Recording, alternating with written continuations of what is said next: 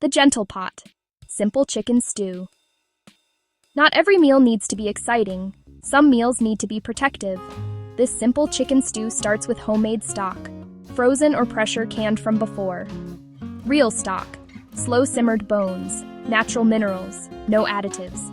Add shredded chicken, finely diced carrot, celery, a little onion, maybe a small potato or zucchini. Let it simmer gently. For children, it's soft, warm, and easy to digest. For elders, it nourishes without being heavy. For anyone exhausted, it restores without overwhelming the body. No heavy cream, no thick spices, just steady nourishment. The full recipe is in today's blog post.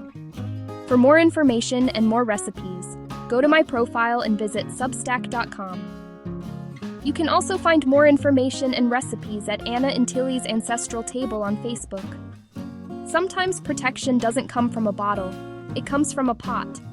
Keep it simple, warm, and nourishing. Let the gentle flavors do the work. Word by word comfort in every spoonful.